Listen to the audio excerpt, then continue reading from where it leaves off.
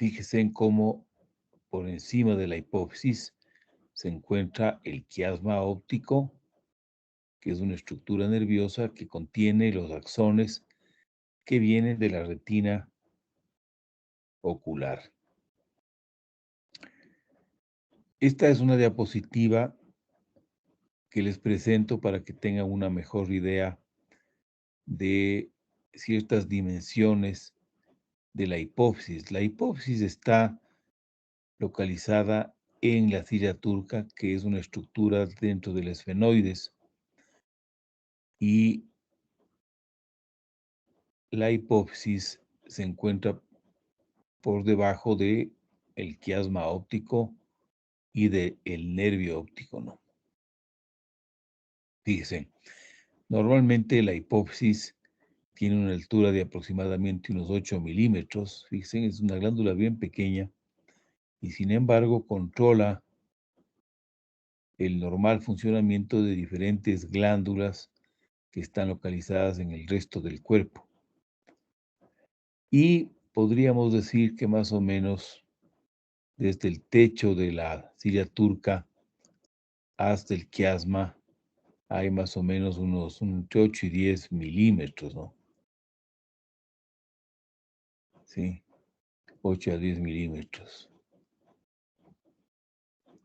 Entonces, esto es para tener una idea porque los tumores de la hipófisis con frecuencia comprimen el quiasma óptico produciendo un déficit visual característico, que ya veremos, ¿no es cierto? Pero en general son lesiones que miden más de 1 centímetro y medio, las que pueden llegar a impactar sobre el quiasma óptico, ¿no? La hipófisis está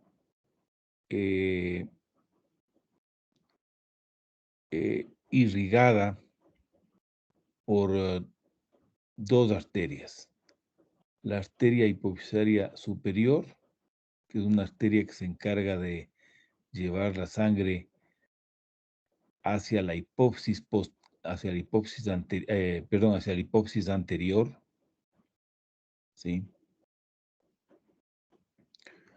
Fíjense en cómo la arteria hipofisaria superior, ¿no es cierto? Esta rama que va hacia la parte alta del tallo hipofisario forma aquí un plexo, ¿no es cierto? Un plexo venoso capilar que lleva la sangre posteriormente hacia la hipófisis anterior, ¿no?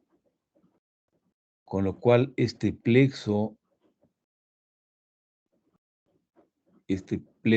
hipotalámico hipofisario se encarga de llevar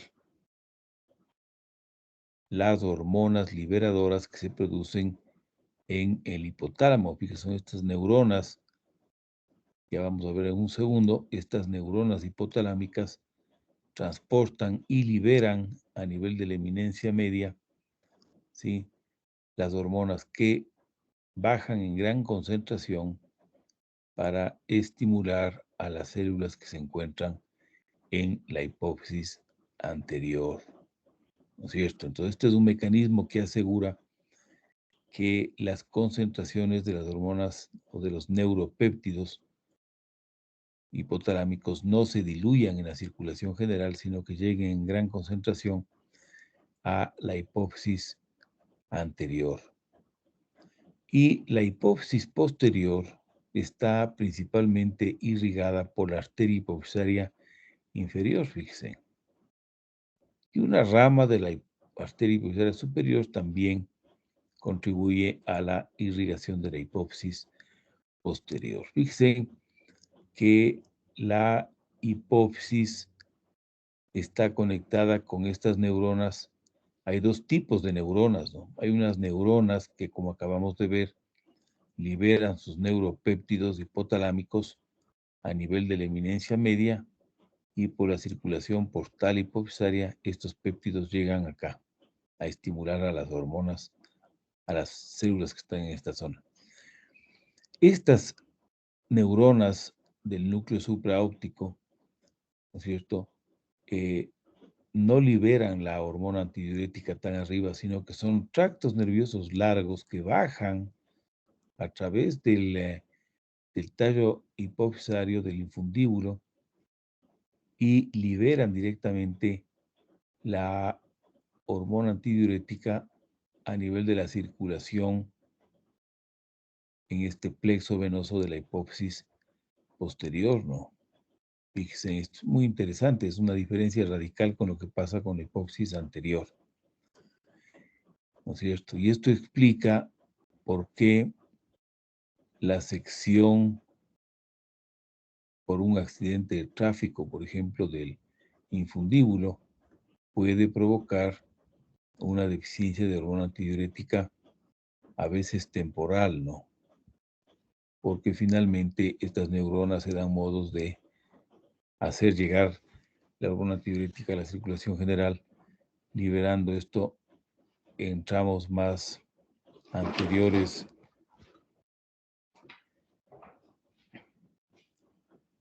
de la hipófisis anterior.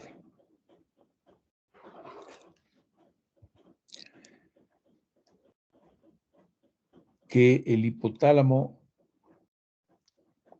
produce unas hormonas liberadoras que regulan la función de la hipófisis fue un hallazgo de dos médicos, uno canadiense y otro norteamericano, que recibieron por esta razón el Premio Nobel de Medicina en el año de 1977. Fíjense, de modo que este es un concepto en medicina, ¿no es cierto?, que ya tiene por lo menos unos 50 años de existencia, ¿no? Y esto está perfectamente demostrado. Yo les he traído estas diapositivas. Estos son unos cortes milimétricos en el hipotálamo, en el sistema nervioso de ratones, en donde se utilizan unas tinciones especiales para detectar estos núcleos hipotalámicos específicos, que son los que sintetizan estos neuropéptidos, estos factores de liberación, como también se les llaman estas hormonas liberadoras, que son las que bajan a través de esos tractos que acabamos de ver para que hagan llegar a la hipófisis, ¿no es cierto? Entonces, fíjense, este es el núcleo paraventricular hipotalámico, ¿no es cierto? Este núcleo paraventricular hipotalámico está constituido por unas neuronas magnocelulares que tienen unos núcleos grandes y unas neuronas parvicelulares, ¿no? Aquí es donde se produce la hormona antidiurética. Y en el paralelo fíjense, en el tercer ventrículo hay otros núcleos, ¿sí? Aquí está el núcleo supraóptico, que también produce ciertas hormonas liberadoras. ¿Sí? Aquí está el núcleo arcuato, fíjense, ¿no es cierto? Estos son núcleos hipotalámicos que sintetizan, son neuronas, núcleos que son neuronas que producen lo que llamamos neuropéptidos, que son, en un caso, en el caso de son neuropéptidos, en el caso del núcleo supraóptico y paraventricular, que producen arginina, vasopresina y oxitocina. La arginina vasopresina es la hormona antidiurética, ¿no es cierto? Estos péptidos, estas neuronas emiten unas prolongaciones largas hasta la hipófisis posterior y ahí liberan sus neuropéptidos, ¿no?, que tienen efectos a nivel del riñón y a nivel del útero. Y como acabamos de ver, hay también en el hipotálamo otros núcleos neuronales que producen unos neuropéptidos u hormonas liberadoras que se liberan a nivel de la eminencia media, ¿sí?, del hipotálamo, y que llegan a la circulación portal hipofisaria para estimular a grupos específicos de células a nivel de la hipófisis, produciendo todas las hormonas que conocemos que se producen en la hipófisis anterior, ¿no? Estos factores de liberación, como acabamos de ver, que llegan a la hipófisis anterior, estimulan a células que producen, por ejemplo, ACTH, y la CTH estimula a las suprarrenales. Cada una de las hormonas hipofisarias estimula a una glándula u órgano blanco, y cada órgano blanco responde de una forma específica, produciendo por lo general hormonas, ¿no es cierto? Y estas hormonas, a su vez, son capaces de hacer una retroalimentación negativa a nivel del hipófisis y a nivel del hipotálamo. Entonces, fíjense en cómo el sistema se encuentra, ¿no es cierto?, informado y regulado. Ya veremos la importancia de esta retroalimentación sobre la hipófisis y sobre el hipotálamo. Y es importante no olvidarse que estas hormonas hipofisarias se liberan de forma pulsátil, ¿no es cierto? Es decir, que se producen picos que tienen una amplitud y una duración bien determinadas en el curso del día. Es decir, que no se están produciendo todo el tiempo, sino que se producen y se secretan sobre todo de forma pulsátil, reflejando con seguridad el hecho de que también los neuropéptidos o las hormonas liberadoras llegan a la hipófisis en forma pulsátil, ¿no es cierto? Eso pasa, por ejemplo, con la hormona de crecimiento. Ya vimos esto en la clase pasada, ¿no?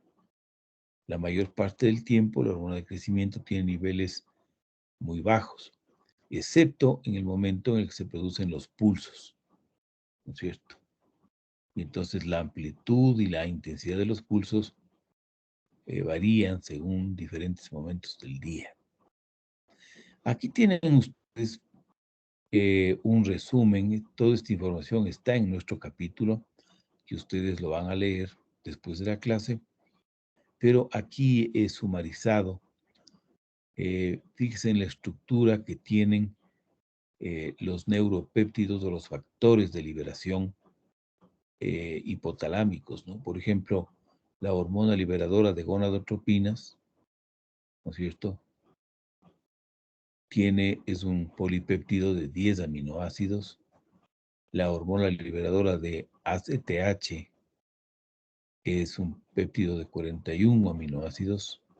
TRH es un péptido de 3 aminoácidos, ¿sí? La dopamina es un neurotransmisor, es un derivado de las catecolaminas.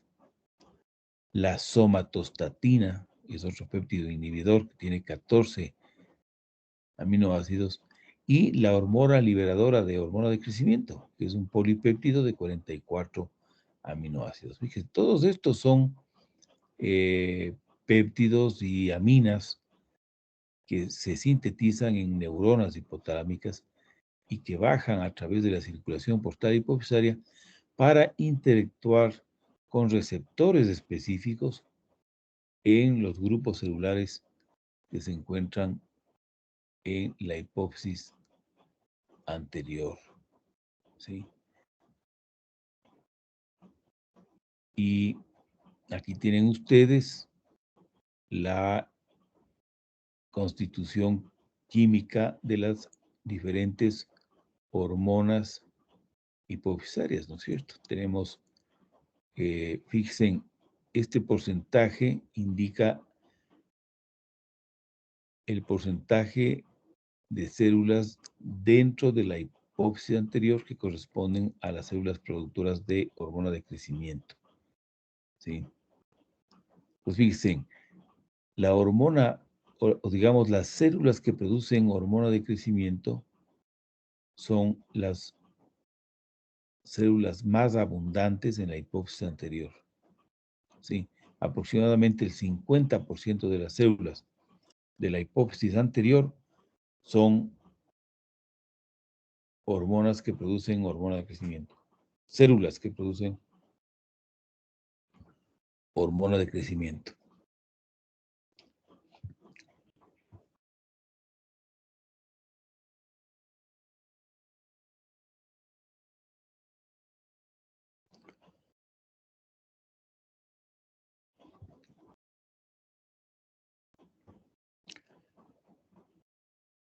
Sí estoy compartiendo, ¿no?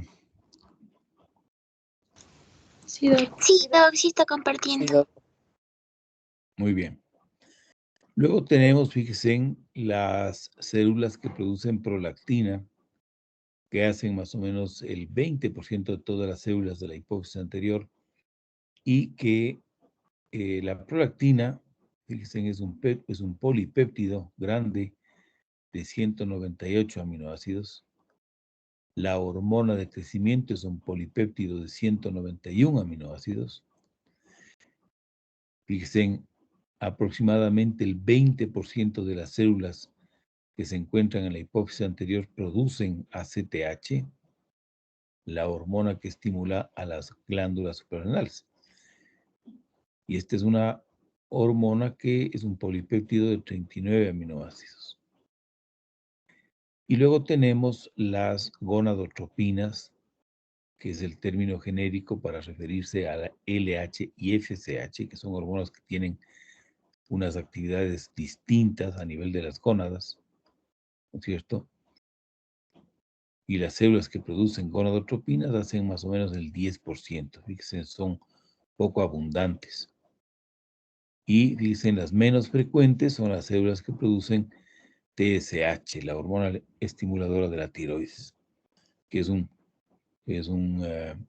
las gonadotropinas y la TSH, como vamos a ver en un segundo, son hormonas constituidas, son glicoproteínas constituidas por una subunidad alfa, que es común a todas ellas, que tiene 92 aminoácidos, y una subunidad beta que es específica para cada hormona. Así, la LH beta tiene 121 aminoácidos y es completamente distinta a la subunidad beta de la FSH, que tiene 111 aminoácidos, y a la subunidad beta de la TSH, que tiene 89 aminoácidos. Pues fíjense la diferencia de la extensión de los polipéptidos en el hipotálamo y en hipófisis, ¿no? En general, en las neuronas hipotalámicas se producen unos péptidos bien chiquitos. En cambio, en la hipófisis ya se producen unos péptidos de tamaño considerable, ¿no? De tamaño considerable.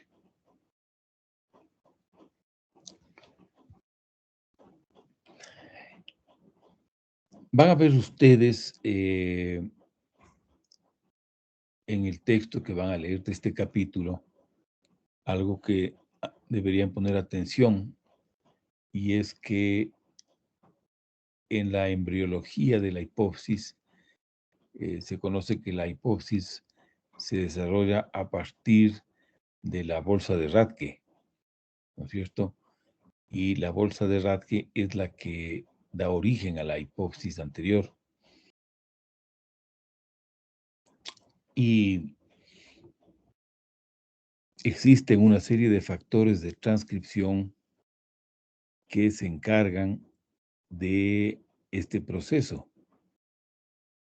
Existen factores de transcripción que hacen que la hipófisis se vaya formando como una estructura hormonal y después se producen factores de transcripción más específicos que se encargan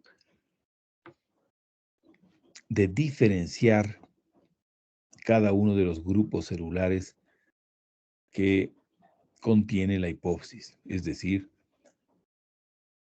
hay factores de transcripción que inducen la diferenciación de estas células en células que se comprometen a producir prolactina o hormona de crecimiento o TSH o ACTH o gonadotropinas. De modo que pongan atención cuando lean este capítulo el rol que juegan los diferentes factores de transcripción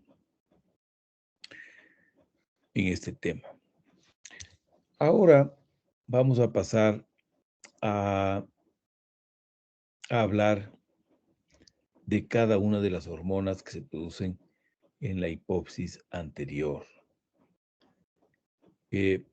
Por motivos de tiempo, el profesor no puede, repetir textualmente el texto que aparece en nuestro capítulo del Harrison. Pero lo que sí hacemos es subrayar, digamos, aquellos aspectos del texto que son de la máxima importancia, ¿no? Eso no obstante, como ya les he comentado, es muy importante que ustedes lean el capítulo después de la clase, ¿no es cierto? Porque la información contenida en este capítulo es más extensa, más detallada, y finalmente hay más información, y entonces entre la información de la clase que les estoy dando yo y la información que van a obtener de la lectura del capítulo, ustedes van a acabar con una idea bastante razonable sobre la fisiología de las hormonas de la hipófisis anterior, ¿no? Pero tienen que combinar las cosas. No se queden con la información contenida en las diapositivas y en la clase. Esto, inclusive, esto está en la información que está en la U virtual, pues seguramente ustedes ya han leído, pero y creo que ya les comenté, pero los exámenes que nosotros tomamos no se basan en las diapositivas de las clases que damos, sino las preguntas vienen del texto de nuestro libro de texto.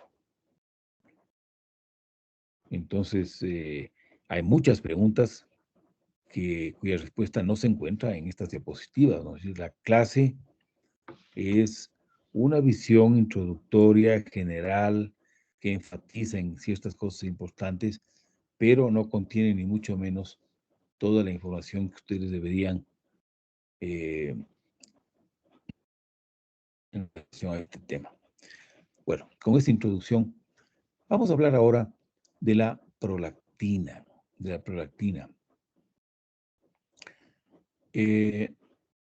prolactina, como acabamos de ver, es un polipéptido largo que actúa principalmente a nivel del epitelio glandular de las mamas, ¿no es cierto? Y cuyo rol principal es la inducción y el mantenimiento de la lactación, ¿no es cierto?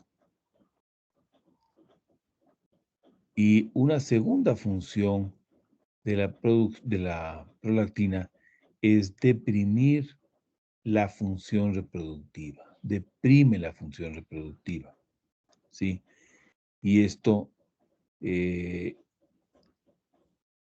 garantiza, digamos, que el recién nacido pues pueda tener una lactación normal hasta que haya un próximo embarazo, ¿sí?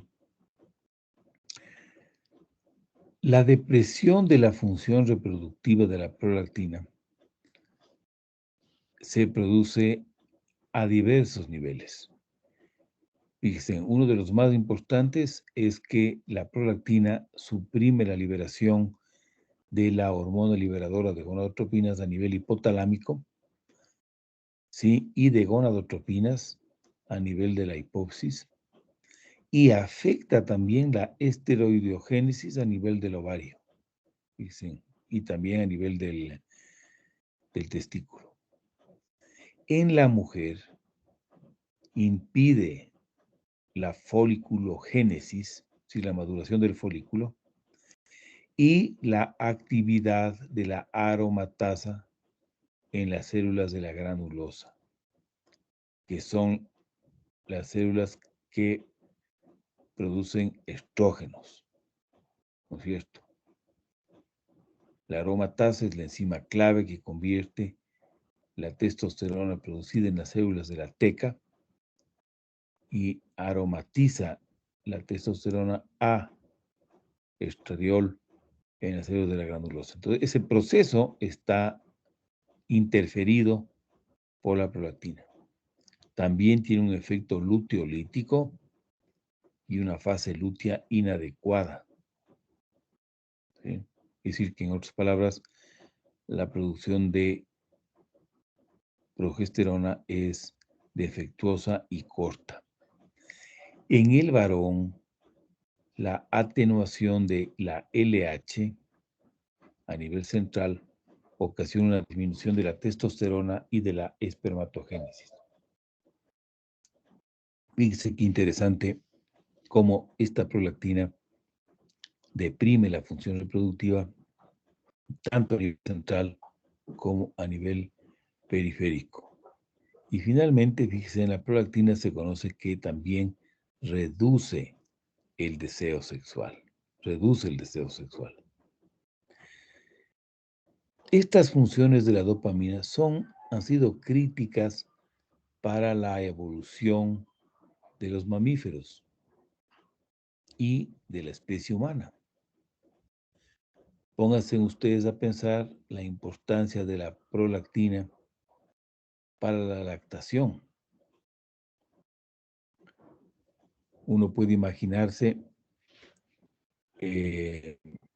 grupos de cazadores, recolectores de Homo sapiens, hace 300.000 años, cuando ni siquiera se conocía todavía el uso del fuego así de forma sistemática.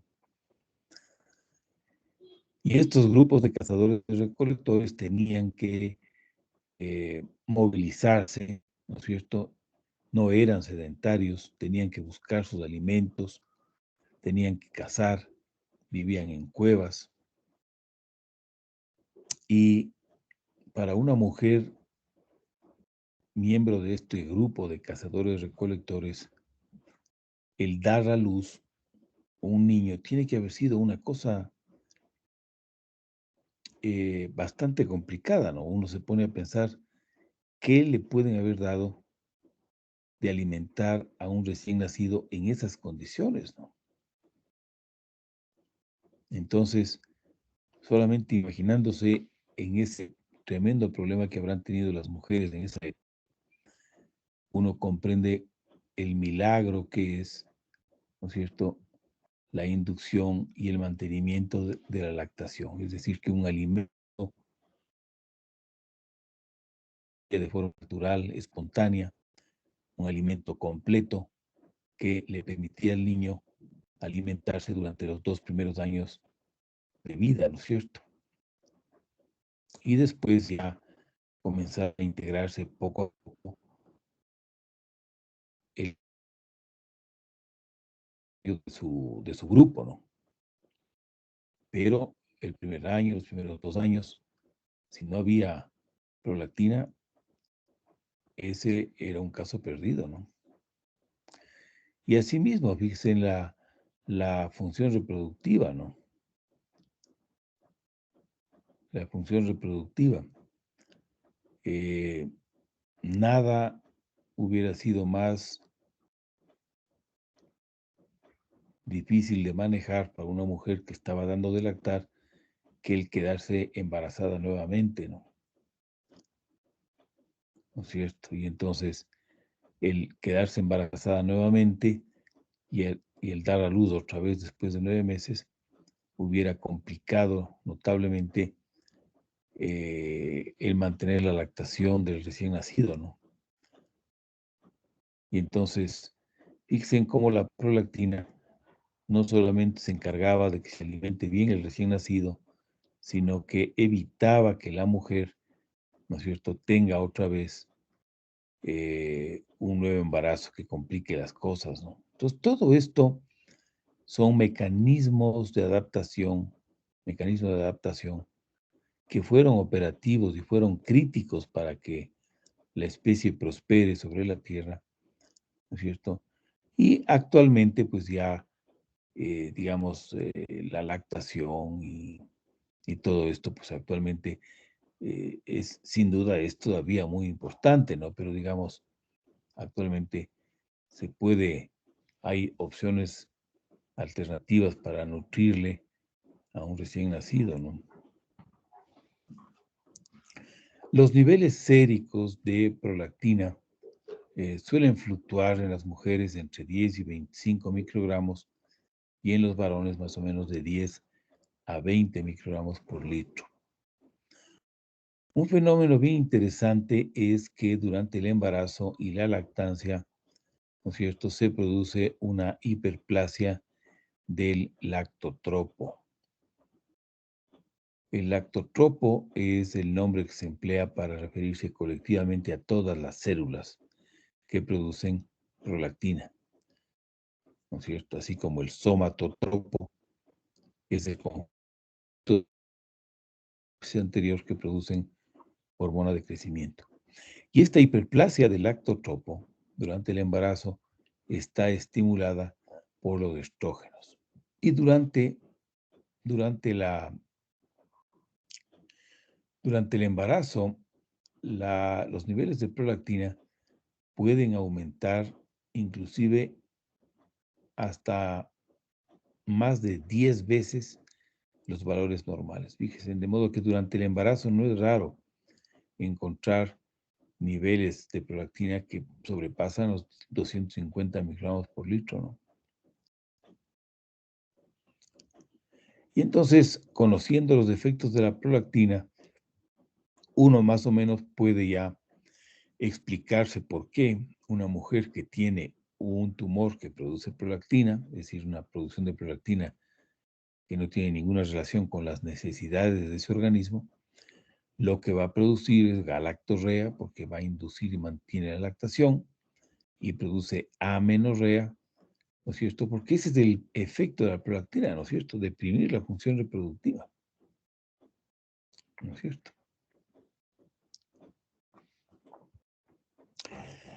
Otra hormona muy importante es la hormona de crecimiento. Como acabamos de ver, las células que producen hormona de crecimiento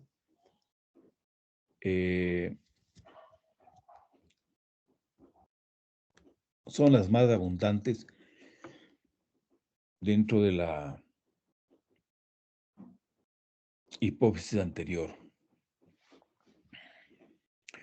A ver, dispénseme, pero aquí hay un aspecto que me estoy olvidando y que es bien importante dentro de la prolactina. La prolactina es única entre las hormonas de la hipófisis anterior en el sentido de que las células que producen prolactina en la hipófisis anterior reciben una señal inhibitoria, ¿sí? Una señal inhibitoria, fíjense, aquí está la prolactina, de parte del hipotálamo, ¿no? La mayoría de las señales que se producen en la hipófisis son señales estimuladoras, ¿no?, de las células de la hipófisis anterior.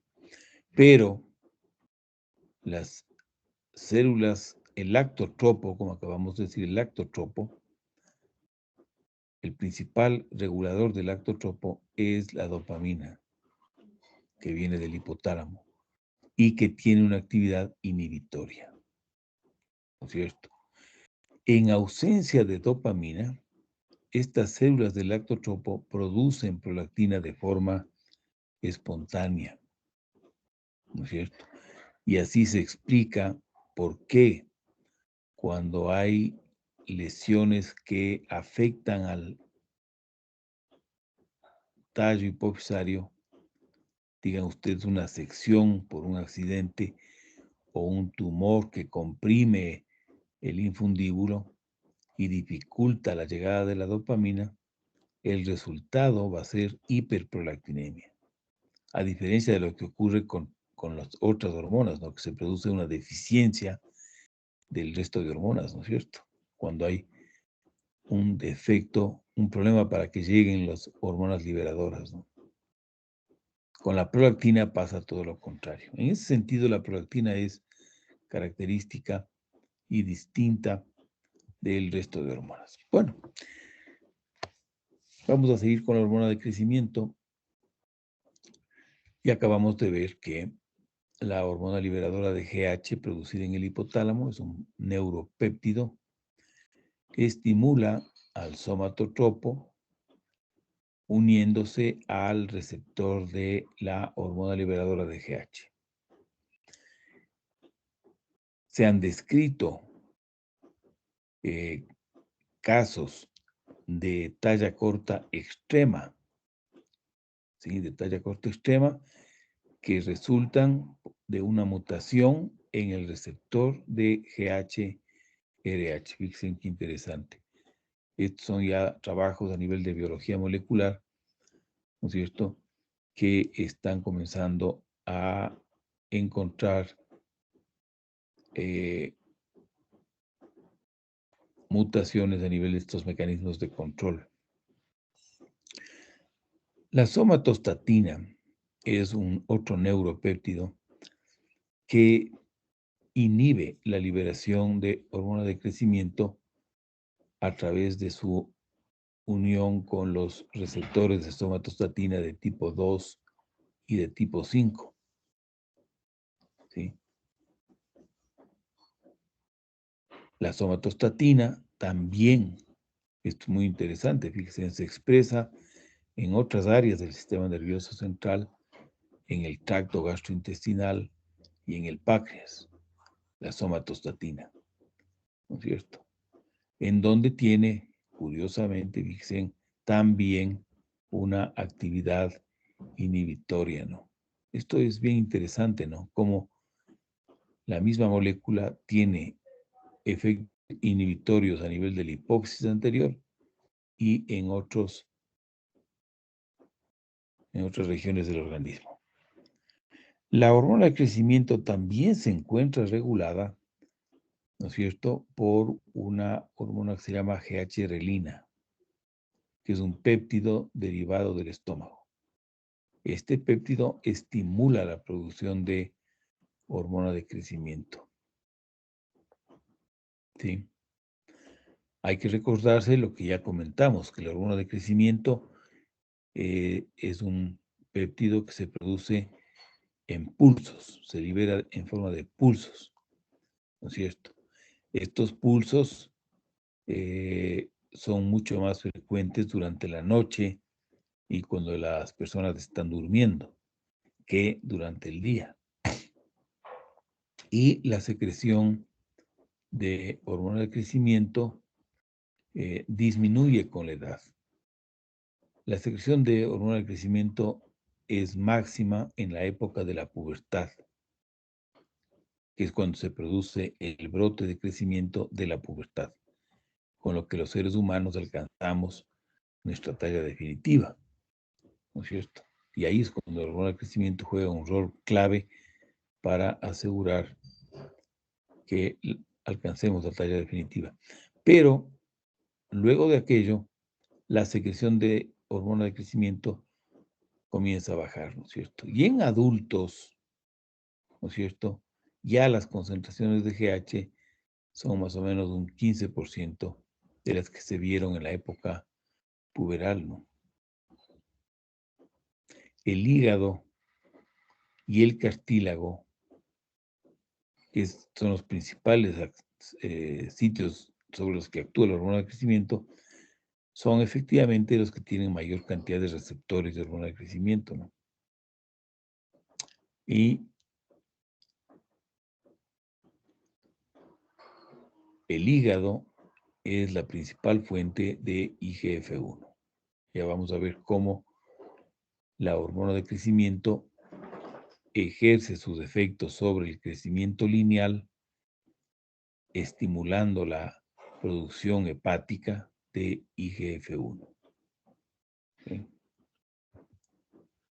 Esta es la estructura de la hormona de crecimiento. Fíjense, es un polipéptido que tiene 191 aminoácidos. Aquí está la región carboxiterminal y la región aminoterminal. Y se conoce que existen dos puentes disulfuro covalentes, ¿sí?, entre residuos de cisteína en diferentes puntos de la molécula. Y entonces estos puentes seguramente permiten que la molécula tenga la conformación específica que le permite actuar con el receptor de la hormona de crecimiento. El receptor de la hormona de crecimiento es un homodímero, tiene dos, sí, es un homodímero, tiene dos partes que son iguales. Y entonces, estos homodímeros se unen cuando la hormona de crecimiento interactúa con el receptor. Los homodímeros se asocian, se acercan más, fíjense, se acercan más, pero también se produce un giro de toda la estructura, lo que tiene un impacto sobre la activación de la actividad enzimática de algunos dominios. Y entonces, fíjense, la unión de GH con sus receptores hace que los receptores se acerquen y giren, lo que activa la fosforilación de las JAK quinasas, ¿no? Estos son receptores asociados a quinasas de tipo JAK. La fosforilización de estas quinasas JAK, ¿no es cierto?, permite fosforilar a una serie de intermediarios intracelulares que llevan a cabo las diferentes acciones de la hormona de crecimiento, una de las cuales es la activación de este mediador intracelular que es STAT, que es el principal regulador de la actividad genética de IGF-1, ¿no? Esta es, digamos, la vía de estimulación de GH para la producción de IGF-1, que es el principal factor que controla el crecimiento lineal. Pero fíjense cómo la hormona de crecimiento tiene efectos importantes en la proliferación celular, en el metabolismo de la glucosa, cambios en el citoesqueleto. En fin, la hormona de crecimiento tiene una serie de efectos aparte de su efecto sobre el crecimiento lineal.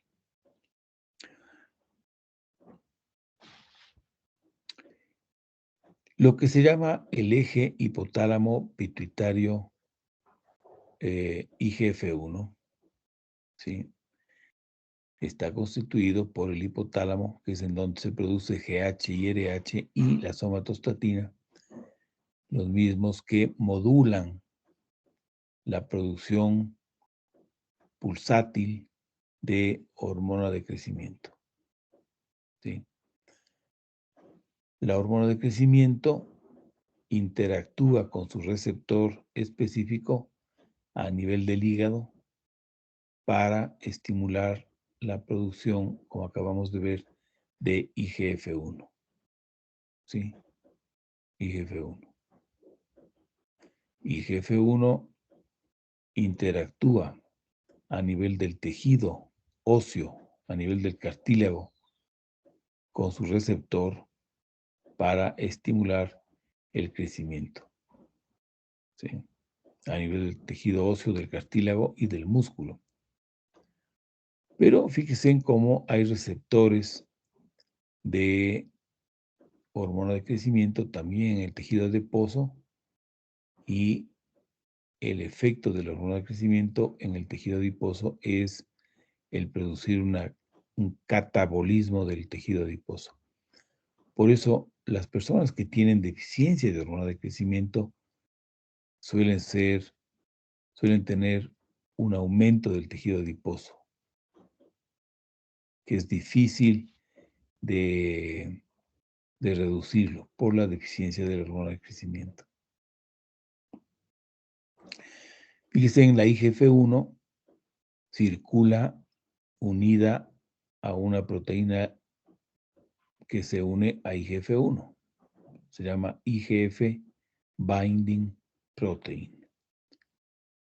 Y lo mismo, la hormona de crecimiento circula unida a una proteína que se liga a GH Binding Protein. Actualmente sabemos que GH Binding Protein, esta GHBP, es el dominio extracelular del receptor de GH. Entonces, fíjense en cuando, después de un tiempo que la hormona de crecimiento interactúa con su receptor, se produce una fractura del dominio extracelular y el dominio extracelular del receptor y la GH entran en solución y comienzan a circular en el plasma. No se sabe muy bien cuál es el papel de esta GHBP en la fisiología de la hormona de crecimiento, ¿no? Fíjense en cómo hay una serie de factores que pueden estimular la producción de GH-RH a nivel hipotalámico para potenciar la liberación de pulsos de GH, ¿no? A nivel de la hipófisis. Entre estos están el sueño profundo, la estimulación alfa-adrenérgica, el ayuno, los esteroides sexuales, por ejemplo, los estrógenos son unos potentes estimuladores de GHDH, ¿no? El estrés, los aminoácidos, ciertos aminoácidos, la hipoglucemia, ¿sí? Entonces, fíjense, esta es la base sobre la que descansan las pruebas que se utilizan, las pruebas de estimulación que se utilizan para valorar el eje de la hormona de crecimiento en pacientes que tienen talla corta, ¿no? Fíjense, ahí está la prueba de la hipoglucemia insulínica. Esta es una prueba que produce una fuerte estimulación a nivel hipotalámica para la liberación de GHRH. Lo mismo la clonidina es otra prueba que se utiliza para ver si es que la producción de GH de un niño que no crece bien está normal, ¿no? Lo mismo el ejercicio es otra prueba que se utiliza. O la infusión de ciertos aminoácidos por vía intravenosa también estimula inmediatamente la producción de GH, ¿no? Entonces los médicos medimos GH y vemos si es que ese niño es capaz de producir GH en cantidades suficientes, ¿no? Asimismo, fíjense, hay una serie de factores que inhiben a través de somatostatina la producción pulsátil de GH por parte de la pituitaria. Ahí tienen ustedes, por ejemplo, el hipotiroidismo, ¿no es cierto? La hiperglucemia. Por eso es que nunca se debe medir la hormona de crecimiento en el estado postprandial. Los glucocorticoides, la obesidad y, lógicamente, como ya vimos hace un momento, la IGF-1, ¿no? Fíjense, IGF-1 producida en el hígado hace una retroalimentación a nivel hipotalámico para disminuir la secreción pulsátil de GH. Y fíjense, esto es muy importante, pongan atención a esto. Hay estados también de resistencia a la hormona de crecimiento que se ven especialmente en casos de malnutrición crónica, ¿sí? De malnutrición crónica. También se ven durante enfermedades agudas o enfermedades crónicas, ¿no es cierto? Pero esta malnutrición crónica es muy importante, ¿no es cierto? Cuando en pacientes que tienen malnutrición crónica, la producción de IGF-1 por parte del hígado es defectuosa, pese a que hay hormona de crecimiento, ¿no es cierto? Por eso se habla de una resistencia a la hormona de crecimiento, ¿no? Pero cuando el niño comienza a alimentarse normalmente y gana peso, esa resistencia desaparece. Es decir, fíjense, este es otro ejemplo de una resistencia hormonal funcional reversible, ¿no? Pero esa poca producción de IGF-1 hace que los niños no crezcan bien. Y eso explica la talla corta que se ven, por ejemplo, en los niños ecuatorianos en el campo, ¿no es cierto? La talla corta es lo que se llama, es lo que produce la malnutrición crónica, ¿no? Esa es la expresión de la malnutrición crónica, es un defecto en el crecimiento. Ya veremos un poco más adelante cómo la talla promedio de los niños ecuatorianos es menor que la que se encuentra en niños de otros sitios. Y eso con seguridad se debe, es el resultado de un estado de resistencia a la hormona de crecimiento.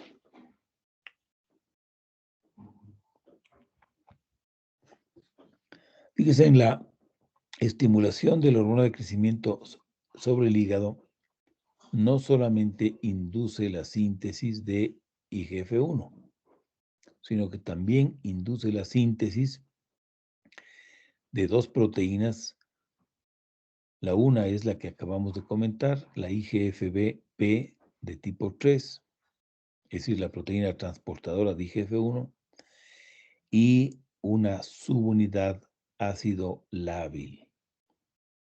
Estas dos se encargan de evitar que la IGF-1 en la circulación sea destruida por las proteasas.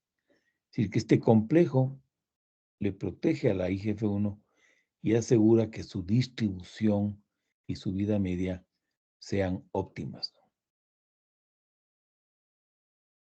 Y aquí tienen ustedes una ilustración de cómo la IGF-1 actúa a nivel de las células cartilaginosas para producir división celular, ¿no? Que es lo que explica finalmente el crecimiento de la placa de crecimiento, ¿no? El crecimiento lineal. Entonces, fíjense, la IGF-1 también puede tener efectos parácrinos y autócrinos, ¿no? Si la misma célula cartilaginosa estimulada por IGF-1, ¿no es cierto? Esa IGF-1 producida a nivel del cartílago puede estimular a la misma célula a dividirse. Y esa IGF-1 producida en una célula cercana es capaz de estimular a una célula que está cerca para producir división celular y crecimiento de la placa, ¿no?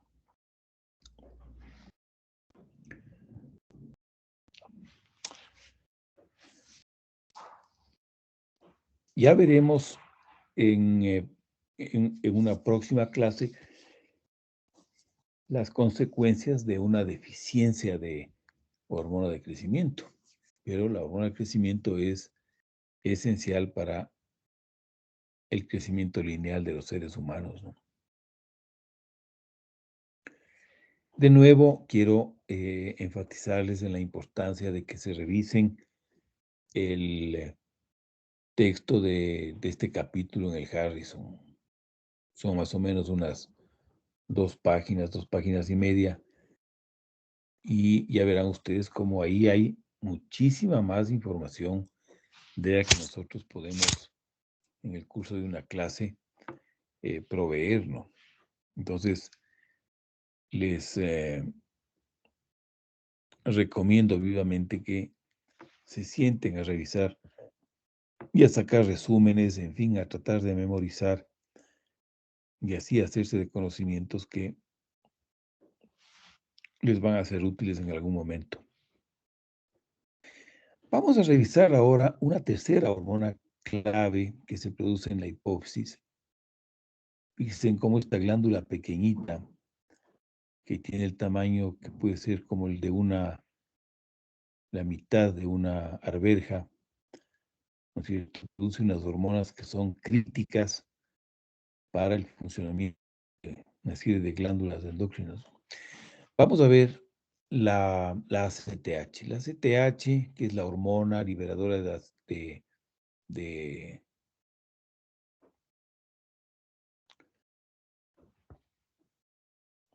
la hormona estimuladora de la corteza suprarrenal o corticotropina, ACTH, ¿sí? Está producida a nivel de la hipófisis anterior y la ACTH se produce en el curso del procesamiento de una proteína mucho más grande que se llama proopiomelanocortina, POM. ¿Sí? Esta proteína precursora, ¿no es cierto?, es la que se produce a nivel de las células que producen ACTH, ¿no es cierto? Y es el procesamiento de esta proopiomelanocortina la que da origen a la ACTH. Y la ACTH y otras proteínas, ¿no?, y péptidos. Entonces, tienen ustedes un buen ejemplo de lo que estamos hablando, ¿no? Las células de la hipófisis, cuando están estimuladas por CRH, lo que producen es la proopiomelanocortina. Y en estas células, la proopiomelanocortina es procesada, ¿no es cierto?, de forma tal que se produce ACTH, ¿sí? Y se produce también alfa-MCH, beta-lipotropina, beta-endorfina, ¿no es cierto? Y esto se produce menos. La CTH en la hipófisis anterior es liberada directamente a la circulación, ¿no es cierto?, luego de este procesamiento y asimismo en pulsos, ¿no? Fíjense, esto es lo que pasa con la ACTH. No es un producto sintetizado directamente, sino que es el resultado de un procesamiento de una prehormona. El gene de la proopiomelanocortina está suprimido de forma potente por los glucocorticoides, ¿no es cierto? Entonces, fíjense, esto es a nivel de la hipófisis anterior. Este es la retroalimentación negativa que ejercen los glucocorticoides sobre la hipófisis anterior, ¿no es cierto? Es a través de este mecanismo, ¿no es cierto? Se suprime la transcripción de este gen. Y la actividad de este gen se puede también ver inducido por CRH, que esto ya sabíamos, ¿no es cierto?, por AVP, y fíjense qué interesante, también por citoquinas proinflamatorias. Si estas citoquinas proinflamatorias se encargan ellas mismas de evocar una respuesta antiinflamatoria, ¿no? La secreción de ACTH es pulsátil, como la de todas las hormonas hipofisarias, pero exhibe un típico ritmo circadiano, ¿no es cierto?, en el que las concentraciones séricas de ACTH son máximas a las 6 de la mañana y mínimas a las 12 de la noche. La secreción de ACTH también aumenta con el estrés con el ejercicio, con enfermedades agudas y con la hipoglucemia insulínica, ¿sí? Y es por esta razón que esta prueba de este test de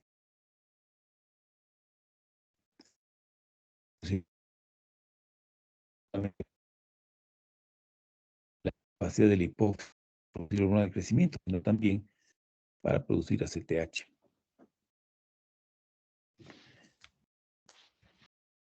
La principal función del eje hipotálamo pituitario adrenal es mantener la homeostasis metabólica, ¿sí? Especialmente en relación con el azúcar, con la prevención de la hipoglucemia. Y también en modular el catabolismo de proteínas y de triglicéridos en el tejido adiposo.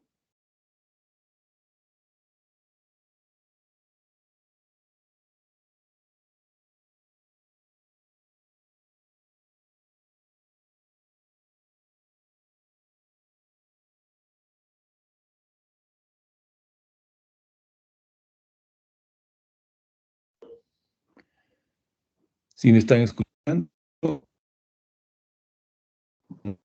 Doc, no se fue la conexión hace un momentito y cuando habló al final se le escuchaba ya solamente entrecortado.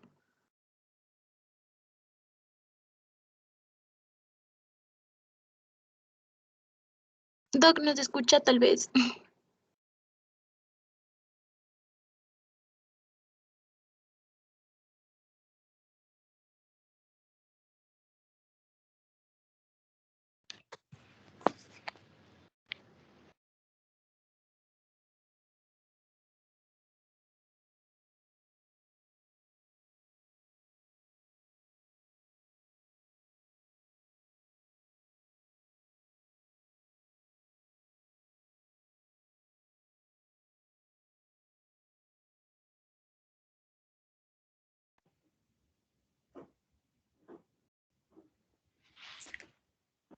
a ver, parece que se fue la señal.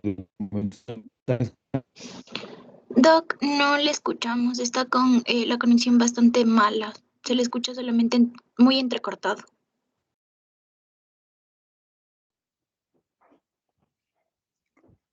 ¿Y ahora cómo estamos? Ya, Doc, ahorita ya le podemos escuchar clarito.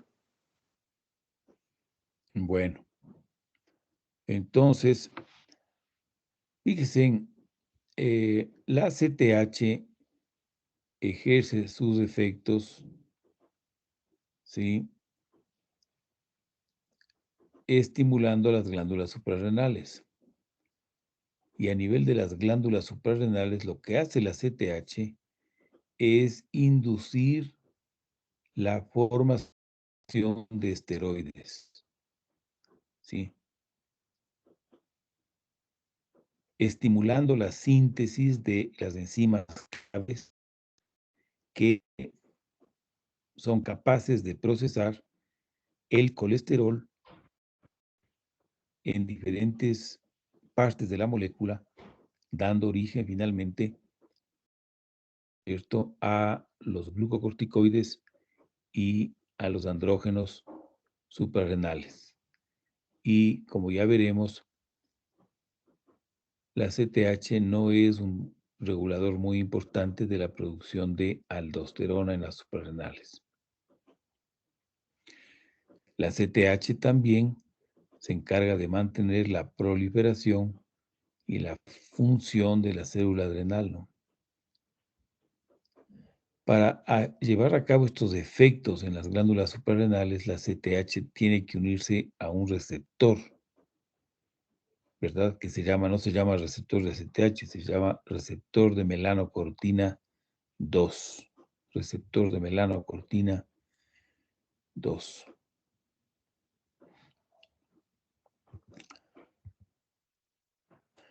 Vamos a revisar algunos aspectos de cuarto tipo de hormonas que son las gonadotropinas. Las gonadotropinas es el término que se emplea para referirse a LH y FSH. Como ya comentamos, LH y FSH, al igual que la TSH y la gonadotropina coriónica, que es una enzima que se produce en la placenta y es la que medimos para saber si una mujer está embarazada, y de acuerdo a las concentraciones séricas de la hormona, tener una idea de en aproximadamente qué semana del embarazo está. Estas 4 hormonas son hormonas glicoproteicas. ¿Qué quiere decir eso? Que son proteínas que tienen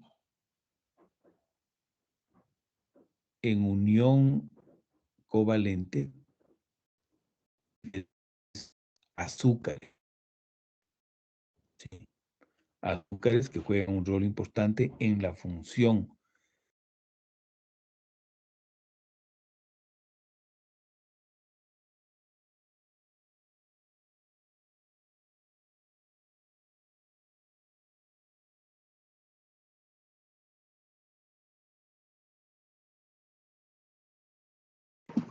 Doc, no sé si es solamente mi internet, pero no, ya no se le escucha otra vez.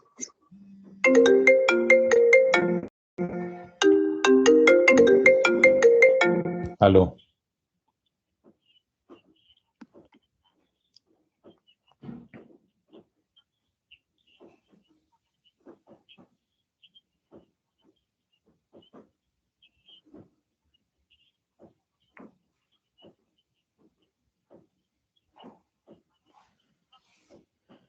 A ver, ¿no estará confundida de médico?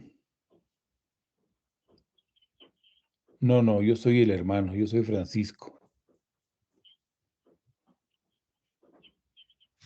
Bueno,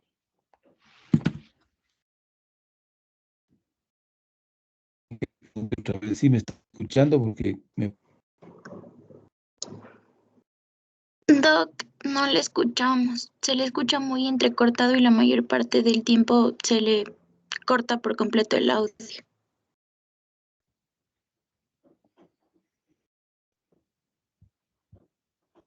me están escuchando, ¿estamos en contacto o no?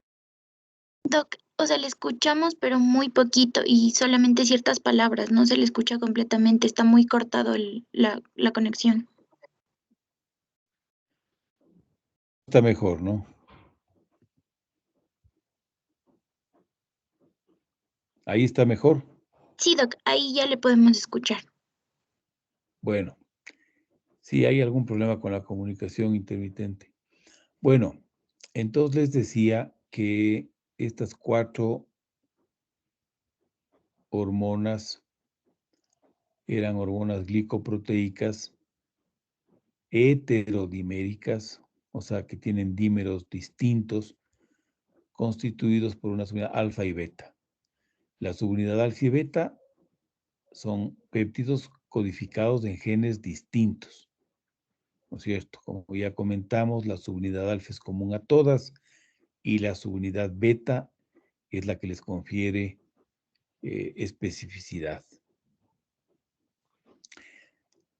El modo pulsátil en el que se produce la hormona liberadora de gonadotropinas a nivel hipotalámico es esencial para su acción, ¿sí? Es esencial para su acción. Estos pulsos que manda, en otras palabras, del hipotálamo, estos pulsos, ¿no es cierto?, activan la capacidad de respuesta del gonadotropo, los pulsos. Pero curiosamente, cuando la hipófisis recibe una señal continua de GnRH, entonces se produce lo que se llama una desensibilización. La desensibilización significa que la hipófisis, el gonadotropo, se vuelve resistente a la GnRH. Y el mecanismo parece ser que el receptor de GnRH en el gonadotropo se internaliza. y entonces la célula ya no responde a GnRH. Fíjese, este es un concepto muy importante, ¿no? Mientras el gonadotropo reciba señales en forma de pulsos, ¿sí? Las cosas funcionan bien. Pero el momento en el que el gonadotropo recibe una exposición continua de GnRH, el gonadotropo deja de funcionar, deja de responder a GnRH. Y entonces este fenómeno es el que se emplea en el manejo de pacientes que tienen una pubertad precoz por activación prematura del gonadotropo, ¿no es cierto? Entonces, en esos pacientes, por diversas razones, se activa de forma prematura la generación de pulsos de GnRH. Y entonces el niño que tiene 4 o 5 años comienza con una respuesta que parece la de un niño de 12 años, ¿no es cierto? Entonces, eso actualmente se trata con análogos de GnRH que se administran por vía intramuscular o subcutánea y que producen esto, una exposición continua de GnRH, con lo cual se produce una desensibilización del gonadotropo y el niño deja de responder, ¿no es cierto?, a la GnRH. Y como consecuencia, los testículos o los ovarios dejan de funcionar y el niño regresa a etapas infantiles más acordes con su edad cronológica, ¿no? Fíjense qué interesante cómo este fenómeno es utilizado en medicina para el tratamiento de una enfermedad, ¿no? La exposición crónica a estrógenos es inhibitoria. Eso es lo que pasa cuando las mujeres toman anticonceptivos orales, ¿no? Que tienen cantidades fijas de estrógenos y además la mujer toma eso todo el mes. Entonces, ahí se produce una inhibición a nivel hipotalámica y seguramente también a nivel hipofisaria para la producción de gonadotropinas. Y como consecuencia, los ovarios dejan de funcionar y esa es la base del efecto anticonceptivo de los anticonceptivos orales, ¿no? Sin embargo, fíjense, la exposición a cantidades crecientes de estrógenos, como ocurre antes del pico ovulatorio, conforme el folículo escogido va ganando tamaño y aumenta su celularidad, la producción de estrógenos por parte de ese folículo aumenta. Entonces, la exposición de la hipófisis a los estrógenos es creciente, ¿no? Cantidades crecientes. Esto ejerce una retroalimentación positiva que aumenta la amplitud y la frecuencia de picos de gonadotropinas, ¿no es cierto? Eso explica el pico ovulatorio, ¿no es cierto? Entonces, mientras la exposición crónica a estrógenos inhibe la actividad de la hipófisis, ¿sí? La exposición a cantidades cada vez mayores de estradiol es interpretado de distinta manera por el hipotálamo y por la hipófisis y ahí se produce mayores pulsos de gonadotropinas, ¿no? Y el pico ovulatorio de LH es clave para que se rompa el folículo y se produzca la ovulación, ¿no es cierto? Fíjense cómo los pulsos de GnRH hipotalámicos se siguen de pulsos discretos de gonadotropinas, concretamente en este caso de LH, ¿no es cierto? Es decir, a cada pulso hipotalámico le sigue un pulso, ¿no es cierto? Entonces, así es como se comunican el hipotálamo y la hipófisis, ¿no es cierto? Con los pulsos. El rato que la concentración de GnRH es constante, los pulsos en la hipófisis desaparecen, ¿no es cierto?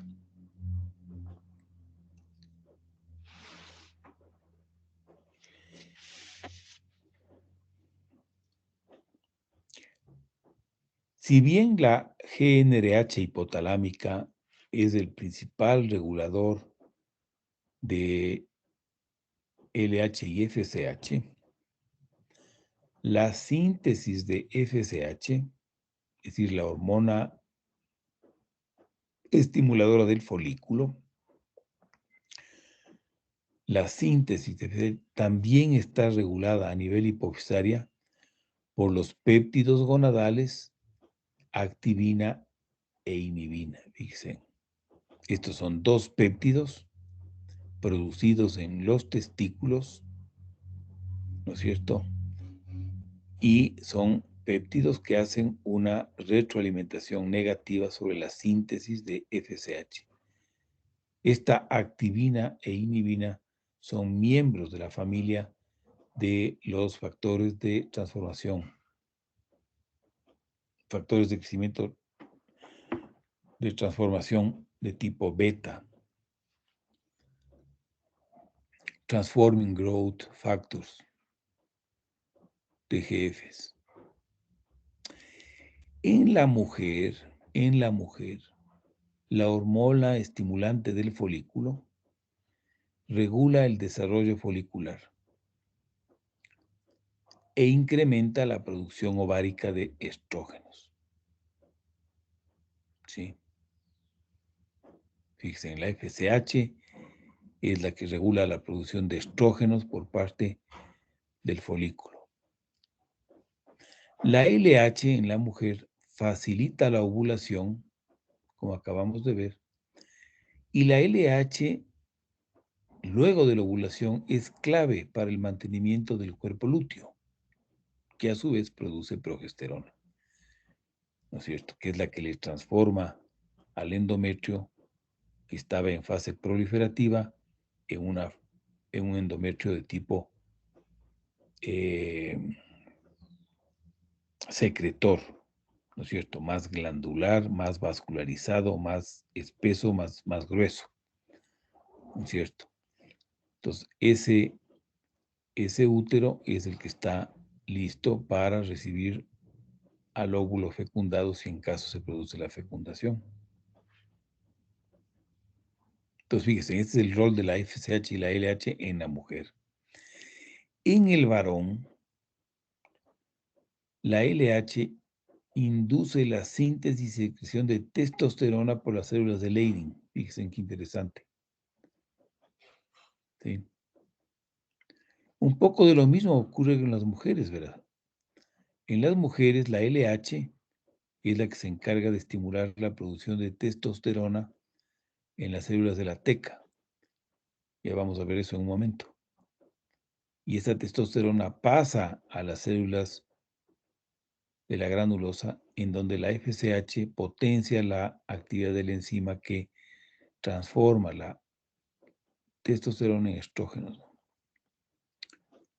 De modo que en el varón, la LH es crucial para la masculinización, para la producción de testosterona. Y también la FSH estimula el desarrollo del túbulo seminífero y regula la espermatogénesis. Fíjense, la FSH juega un rol importante para asegurar la maduración de las células germinales, ¿no? Como ya veremos en algún rato de este seminario, esta espermatogénesis necesita, para que proceda con normalidad, de altas concentraciones de testosterona. Y eso solo se consigue en el testículo cuando las células de Leydig producen testosterona en ese sitio, ¿no? In situ, dentro del testículo. Entonces ahí es cuando las células germinales se exponen a cantidades altas de testosterona dentro del testículo, ¿no? En varones y en mujeres posmenopáusicas,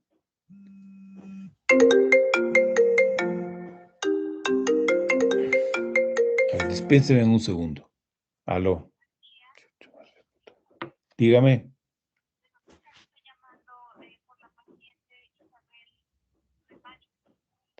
Ah, sí, muy bien.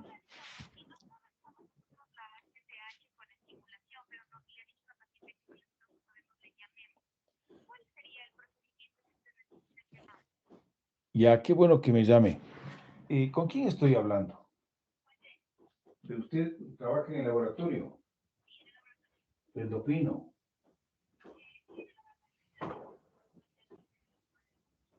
Ya. Mira, la señora Repani tiene una receta mía en donde yo le explico, en este caso a usted, en qué consiste esa prueba. Es una prueba simplísima. La paciente le va a llevar la ampolla de desmopresina, que tiene un nombre que además se compra ahí en la farmacia del hospital. Exacto. Entonces, le cogemos una vía, le sacamos una muestra de sangre para medirle las hormonas que ahí le señalo, basales, exacto, básicamente cortisol y ACTH. Luego le inyectamos la ampolla esta en bolo intravenosa y luego tomamos muestras para ACTH a los 15, 30, 45 y 60 minutos.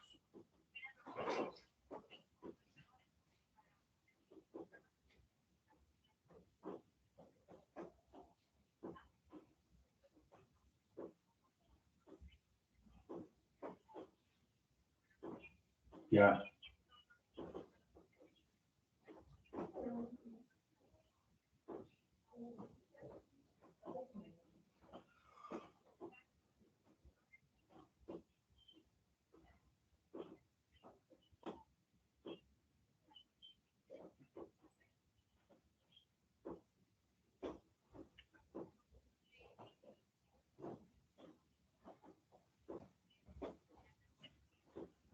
Ustedes no están haciendo la prueba de hipoglucemia insulínica.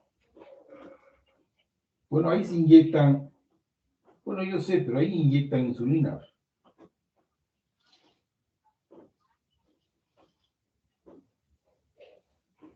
No, no, no, yo le digo la prueba de hipoglucemia insulínica.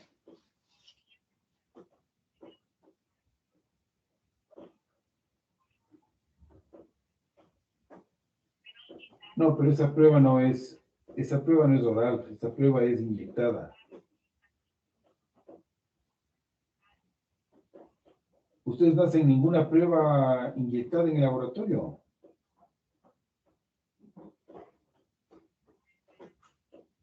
Porque la prueba de hipoglucemia insulínica es inyectando insulina intravenosa.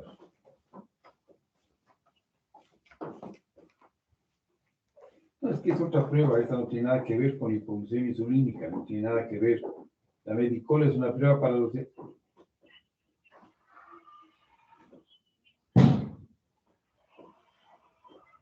Más bien dígale que me llame para explicarle de qué se trata. Ya le agradezco.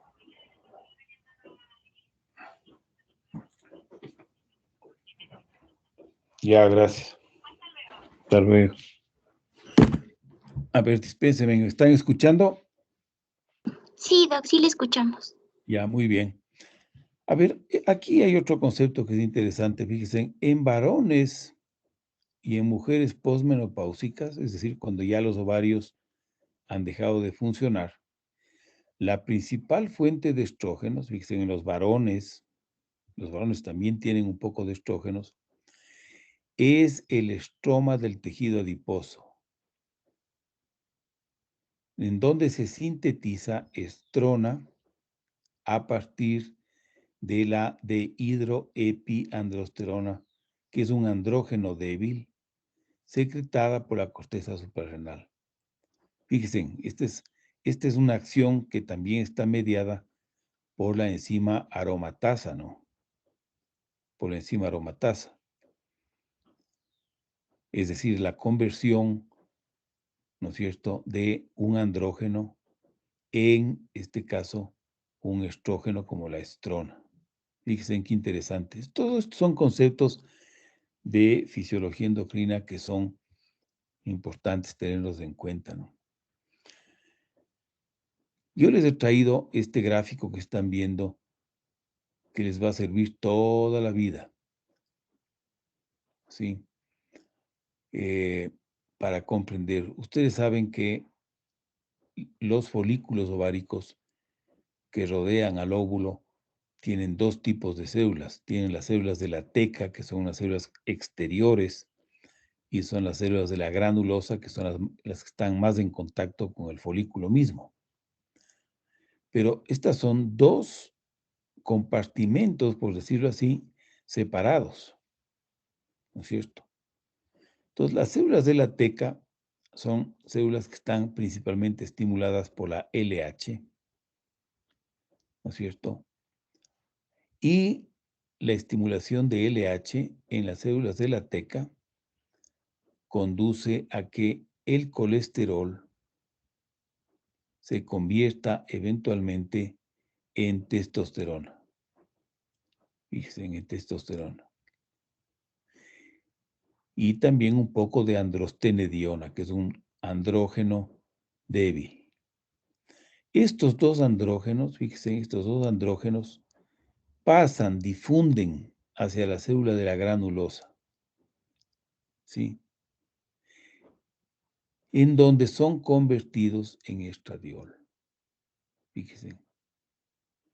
Gracias a la actividad de una enzima que es la aromatasa. ¿Sí? La aromatasa. Y la aromatasa, la actividad de la aromatasa está estimulada directamente por la FSH.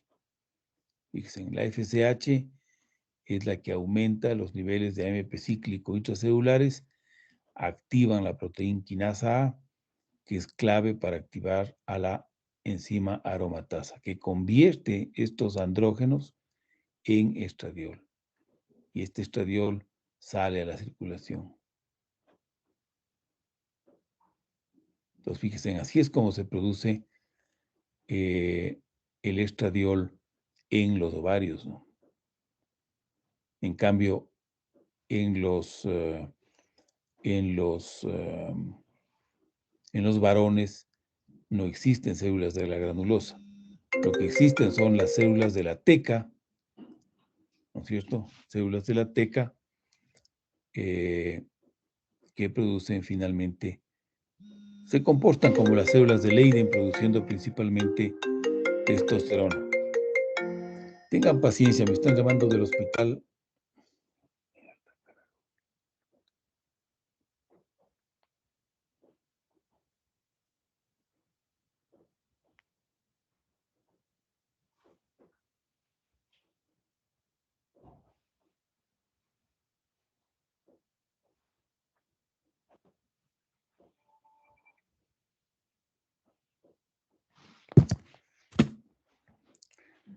Entonces, este concepto es importante, ¿no? Sí, las células de Leyden se comportan principalmente como las células de la teca, ¿no? Que son capaces de sintetizar testosterona a partir del colesterol.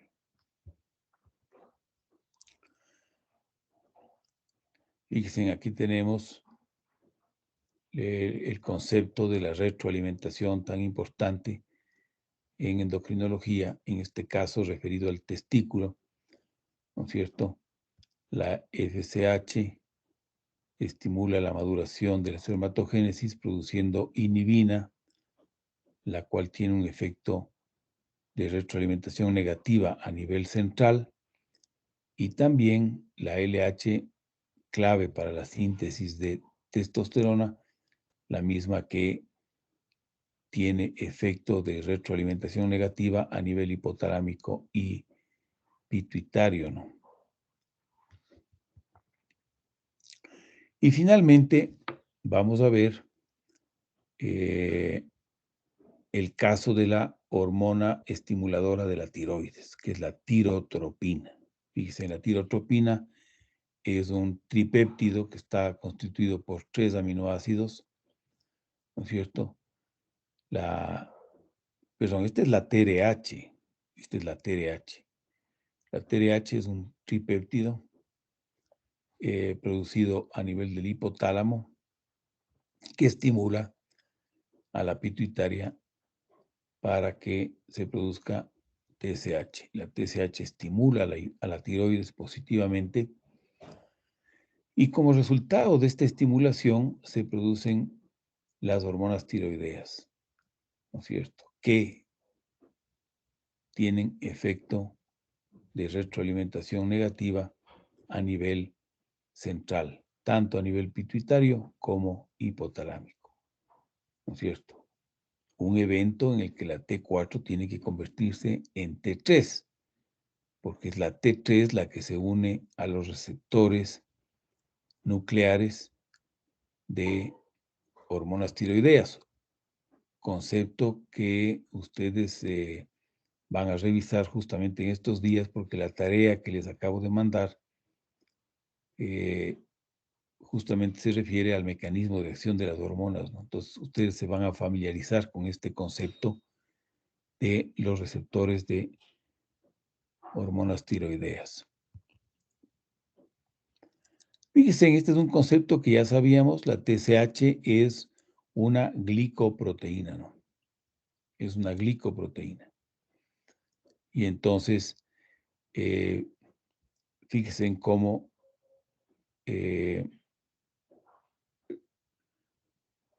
los azúcares que se encuentran unidos a... Perdón un segundo. ¿Aló? ¿Aló? Hola, ¿cómo te va? Buenos días, ¿cómo has pasado? Sí, ¿cómo no? No, te reconozco porque me llamó ya la señora Vaca del laboratorio. Entonces ya te habrás enterado de la inquietud que tenían ahí. A mí no me parece que es mayor cosa lo que hay que hacer.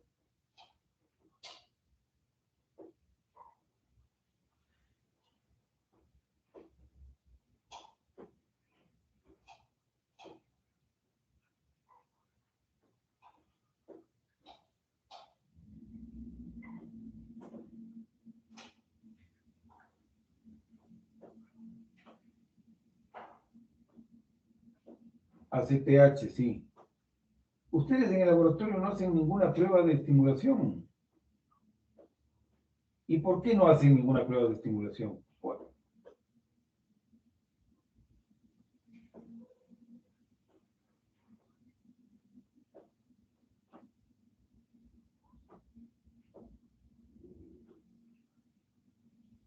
sí.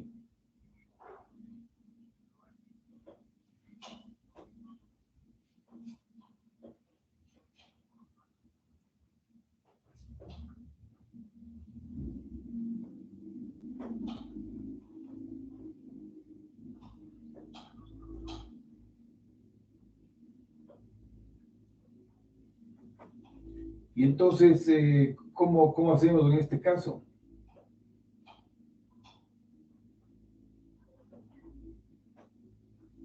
Pero ¿cómo? Si, ¿cómo? Pero no comprendo cómo puedo yo hacer eso. La paciente está ahí. Yo confío en el Hospital Metropolitano para que le hagan un examen, que por otro lado es de una simpleza, un procedimiento que se hace en cualquier laboratorio del mundo.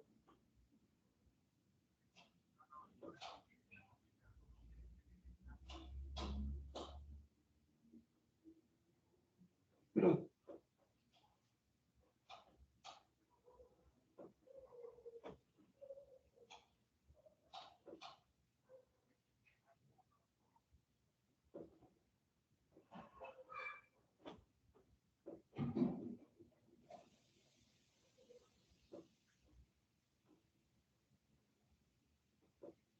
no, imposible. Para una prueba que dura, pero no, 1 hora dura esta prueba. hospital del día para una prueba de 1 hora.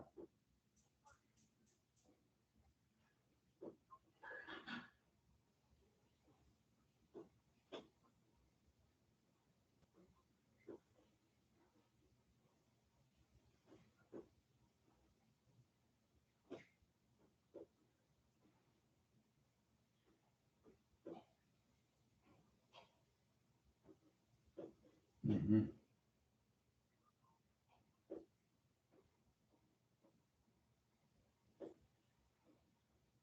Pero ¿y quién lleva las muestras? ¿Cómo nos aseguramos de que no se crucen las muestras? Aquí el orden de las muestras es importante.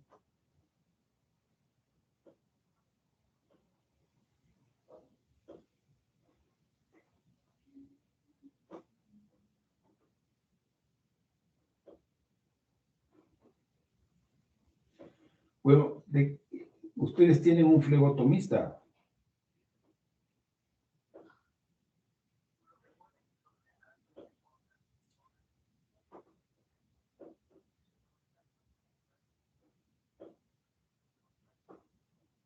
Sí, claro, una basal.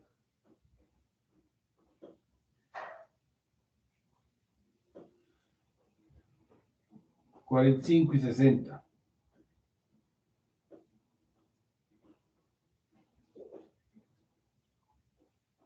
Bueno, ¿y quién le da la orden al flebotomista?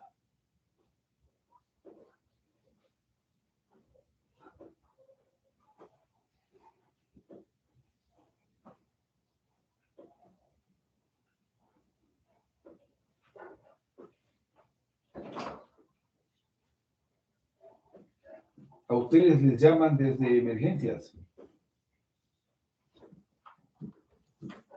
Ujú.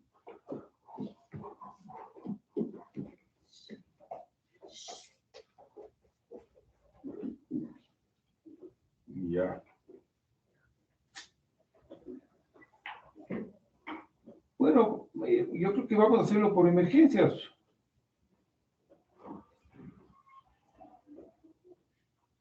Es que la paciente está ahí en el laboratorio.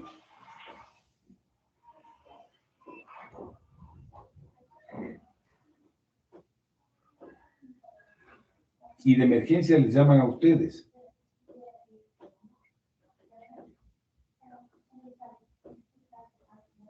Ya.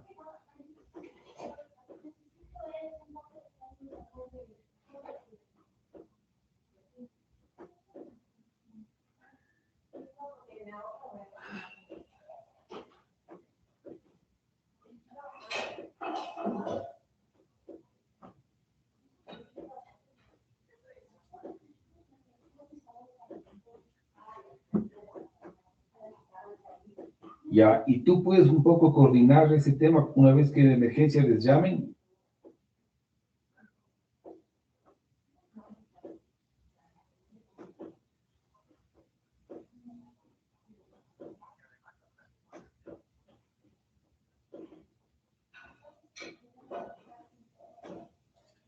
Bueno, sí, habrá que tomar una vía periférica, ¿no?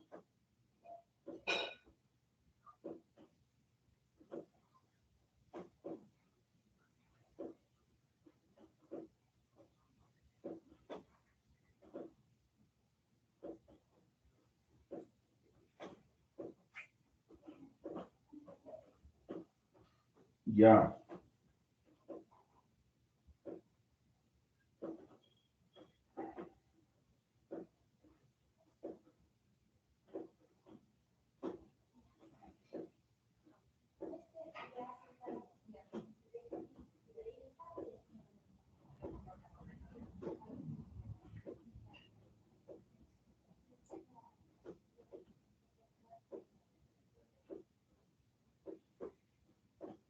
Ya.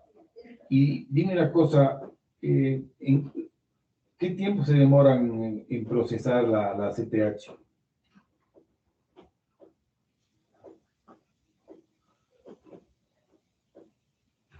Ya, pero digo, ¿le van a procesar las muestras esta mañana mismo conforme van llegando? Porque verás, una cosa al margen de lo que estamos conversando, yo las indicaciones que le escribí ahí a la paciente para que lea a la persona encargada en el laboratorio, era que hasta que se separe el plasma de la muestra, había que tener la sangre en cubierta de hielo para que no se deteriore la concentración de ACTH, y que una vez separado el plasma, era mejor tenerle, no sé, en un frío importante hasta que hasta que se procesen y se mida ACTH. Ese es exacto, una cadena de frío, porque es una hormona tremendamente sensible a proteasas que le destruyen. Entonces, por eso, entonces, estas precauciones sí se toman cuando se mide CTH en el laboratorio o no tanto.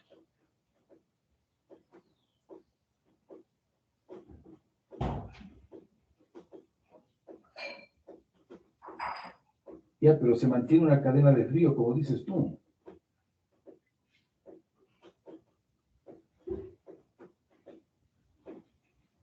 Bueno, entonces habría que hablar con la tecnóloga que vaya a procesar estas muestras para que tome todas las precauciones para que no se...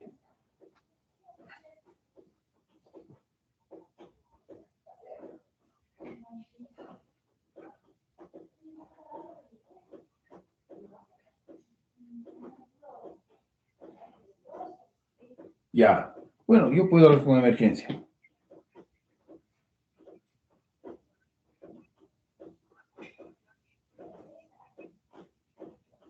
Ya.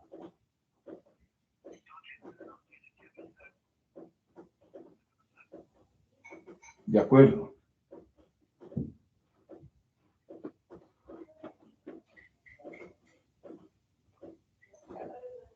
Claro.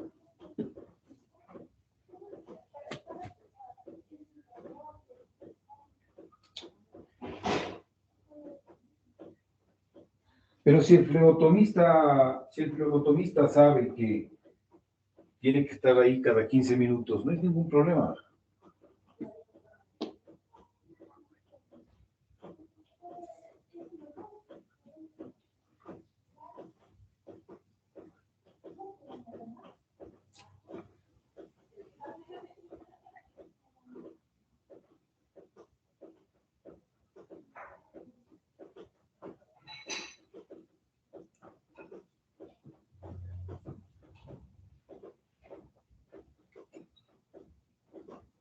Bueno, yo creo que el flebotomista es importante ahí, porque él le saca la muestra basal.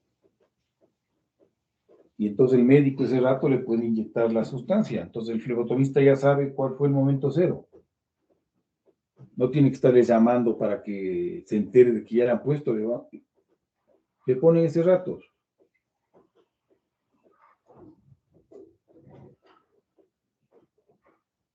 Bueno, en ese momento les llamarían a ustedes para que suba el flebotomista y entonces ese rato le inyecten la sustancia luego de sacarle la muestra de sangre.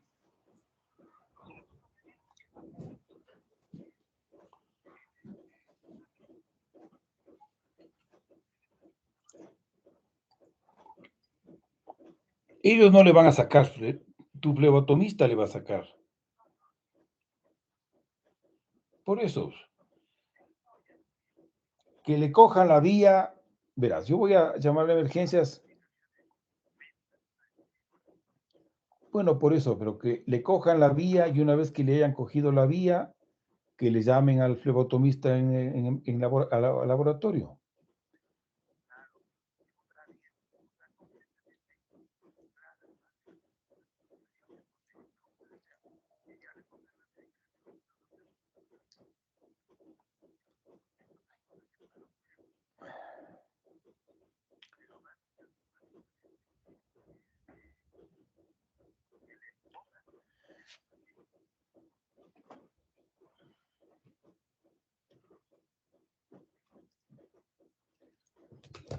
Sí, bueno, debe ser de los pocos laboratorios grandes en el mundo que no hacen estas cosas. O sea, eso no está bien. En vez de ofrecer servicios cada vez más complejos, ustedes lo que hacen es bajar el nivel de compromisos. Porque como comprenderás, lo que me tocaría hacer sería mandarle a otros laboratorios. Eso es lo que me tocaría hacer. O sea, dispénsame que te diga, pero que esté pasando esto con el laboratorio del Hospital Metropolitano, no está bien, simplemente no está bien. Yo te comprendo, hay un problema legal, pero ¿qué modo se darán los buenos laboratorios para poder hacer todo tipo de pruebas? Eso habría que ver. Pero que uno no pueda contar con el laboratorio del Metropolitano para hacer una prueba tan simple como esta, entonces estamos mal, estamos mal. Ya te estoy comprendiendo que no se puede hacer el medicamento. Eso es lo que te estoy diciendo que no me parece correcto. Eso es lo que no está correcto, que no puedan poner un simple medicamento. Entonces, lo que hacemos los médicos endocrinólogos del hospital, mandamos a otro sitio. Cualquier laboratorio complejo en el mundo hace este tipo de pruebas, cualquiera. Entonces, ustedes, al contrario de volverse un laboratorio cada vez más complejo, resolviendo problemas más importantes, se van simplificando para quedarse en la simple toma de muestras para exámenes comunes y corrientes, ¿no? Pero cuando se sube de complejidad, ustedes ya no responden. Eso es lo que está pasando. Pero claro, al margen de eso, pues, al margen de eso, yo, por supuesto, voy a hablar con